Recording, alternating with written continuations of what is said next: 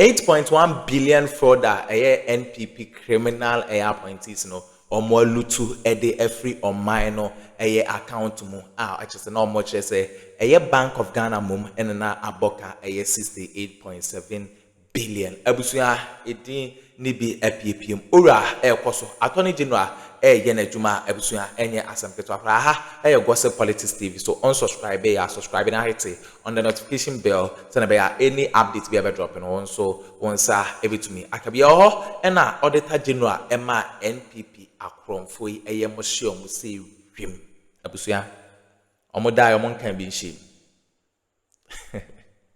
yo and Auditor General and the final report by NPP for no eluti 8.1 billion. Abusuya na ora investigations na koso no edin bi epiem say maami a ye frɛ no Ursula Owusu ne din epiem wo sa scandal we ekoso say sisia no Attorney General ka say odin episa scandal no mani me aye fast track prosecution no o docket no omo file no de akwakopi mo court enti no ene maami aye friend no Ursula Owusu ni din epiem ama say one of the NDC and as a private legal practitioners no EDB and Simbi Ababe to Jaffa ho say those involved in these criminal scandals and many me ya Ursula Owusu many kwan say the omo bone e choma sisia Ursula Owusu baby e wo bia na so we ayehye ija egunichi ma report ne ba bonten no on die on kan bi shim onim say ade asem esi mom yanko na yankonkotie ensem asa private legal practitioner we to ya unsubscribe ya subscribe and hit on the notification bell so na be any update be able drop no onso onsa ebitumi akabia ha Gossip Politics TV so madam ase Alfred,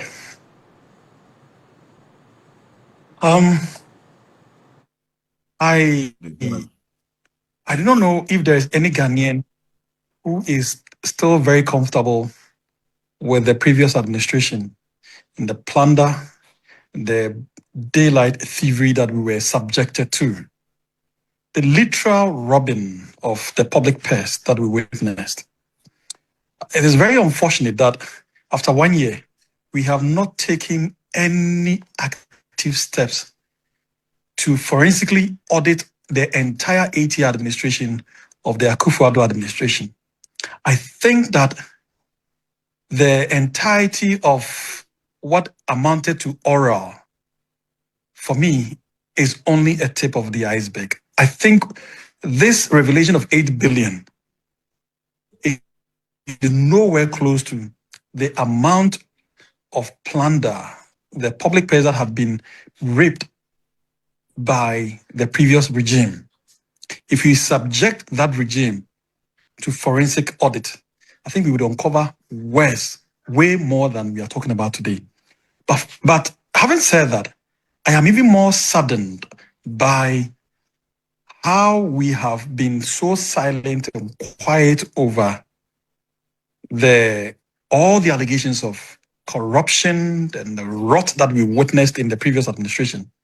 I am more saddened by the inactivity to subject members of the previous administration to the rigors of the law.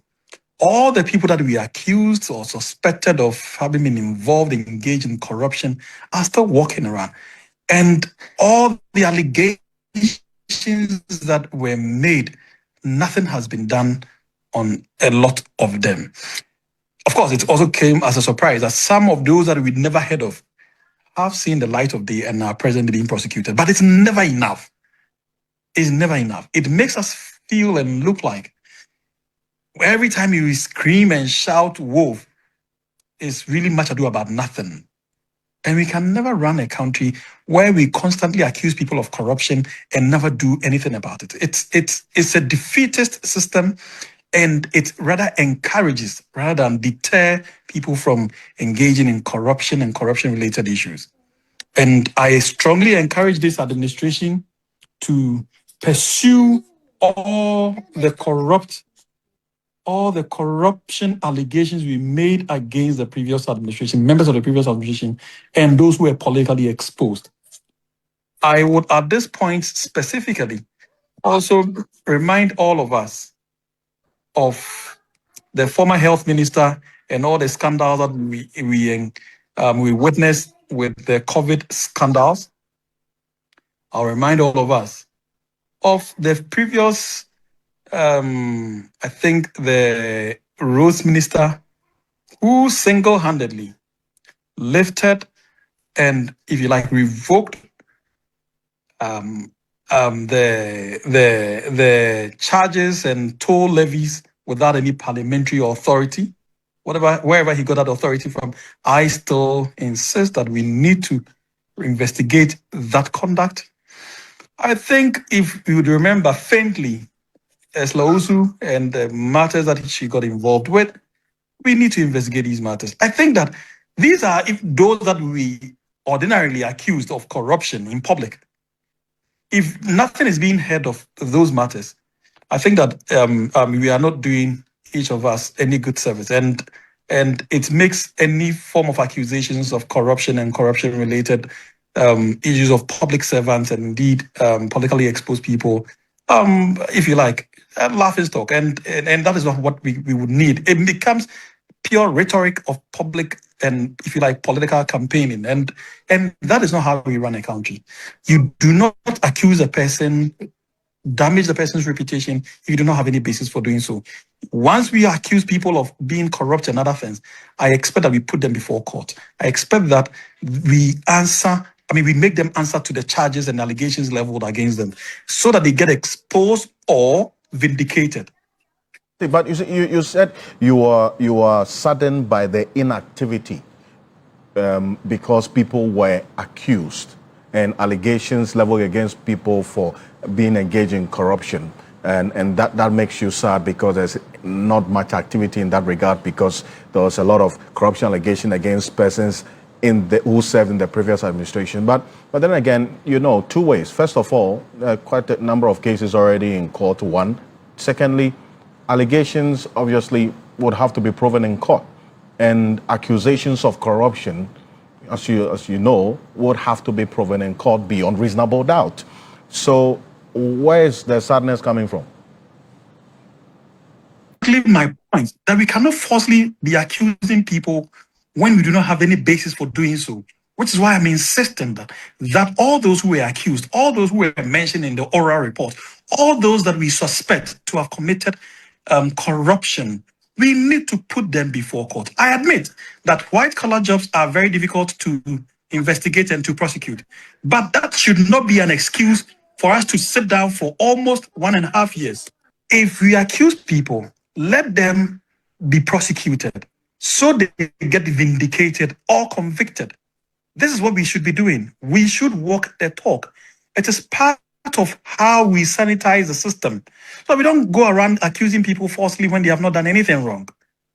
This is why I insist and call on the Attorney General, the government, to put all those that we accuse of corruption, whether in the form of, whether they came as part of the oral report or they came through all the public accusations we made during the electioneering campaign, or they came through any other means, tip-off or otherwise.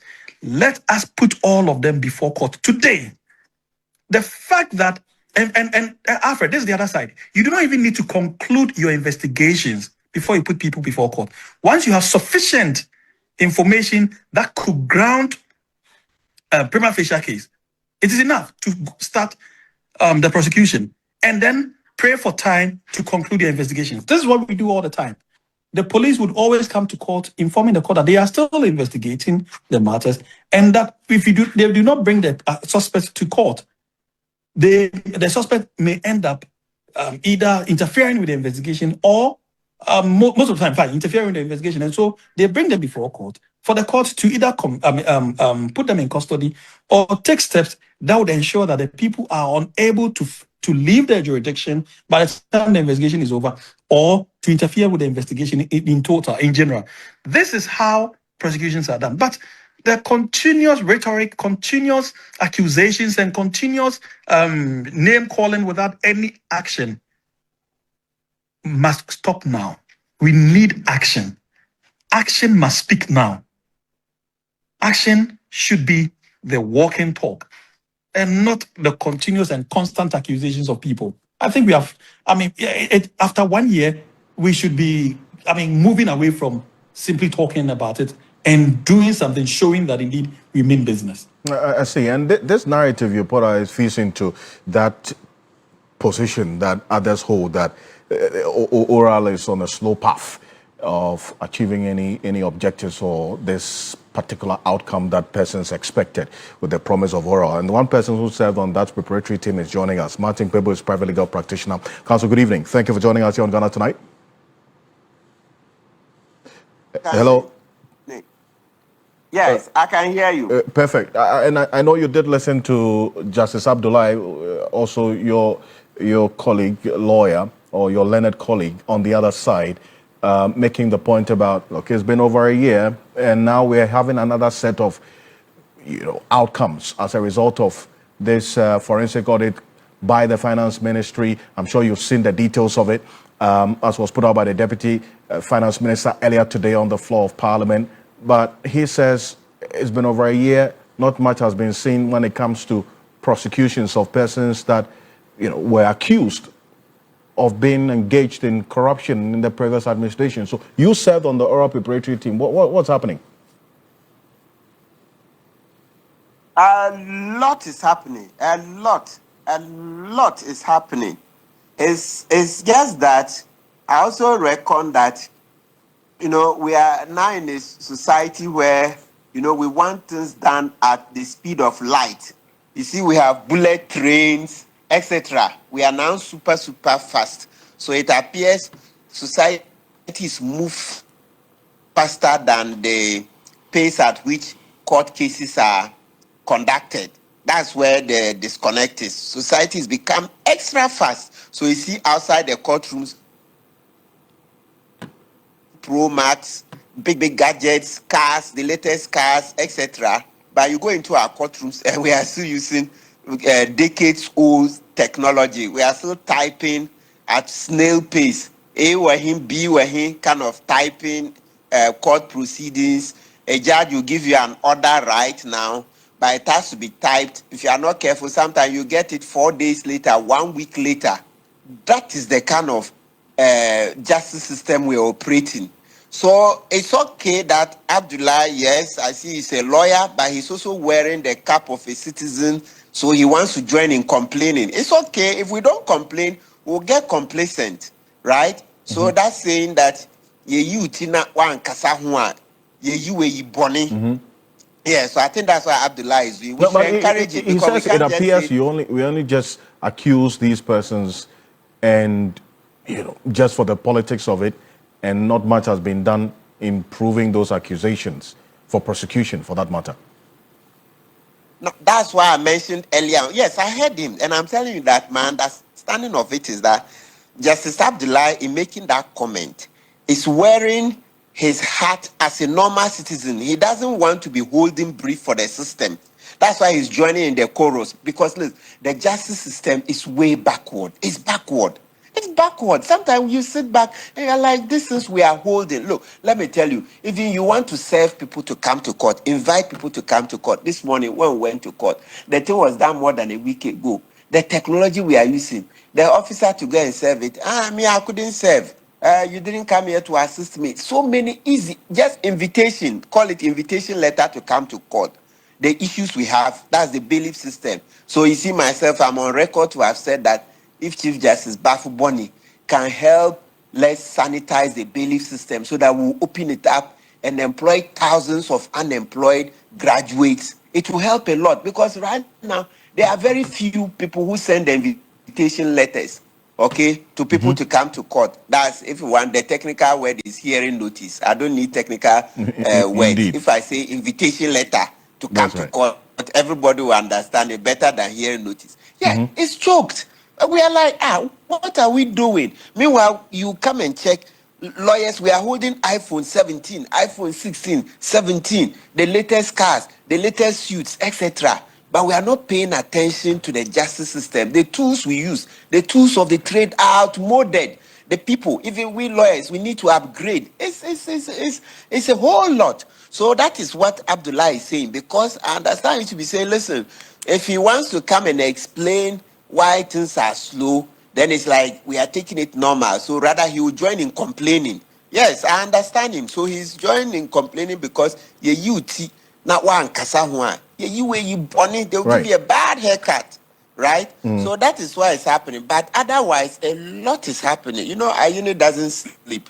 Ayuni doesn't sleep. He's all aura. You go to his office, evening, morning, afternoon, it's all oral. The cases, I think, you see, to be fair, and I've mentioned before, yes, I see he's working very hard, yeah, but now where the challenge, from where I sit, okay, and seeing the way the system works, I think we need to recruit more prosecutors, more lawyers to help, and more investigators. Yes, I think that one is a fair comment, even though I'm not in his shoes. Right. I don't see everything he sees. But what I can see with my eyes is that I don't see that the number of prosecutors has increased astronomically, which is very important. I don't see that the number of investigators has increased. Yes, I'm aware he has a special investigation squad, etc. But if maybe there were 40 and 50, but now I'm sure we'll see the results faster. So yes, more resources, that's the word. Okay. Well, Counsel, stay with me. Okay, abusua we ne ensema ekoso e political highway so Ursula Owusu e na echese ne din epie mu e wo sa scandal kese ya maami abusua ensema e ba bekoso no there is much interesting moment ahead and until I say it's on the notification bell so na be any updates be ebe drop so onsa ebetumi akabi kwase politics TV so na BBB ba be see e wo political highway so Mustafa Hamid click on notification bell no abusia ya di bibia bekoso bia bebremo our political highway so but I'm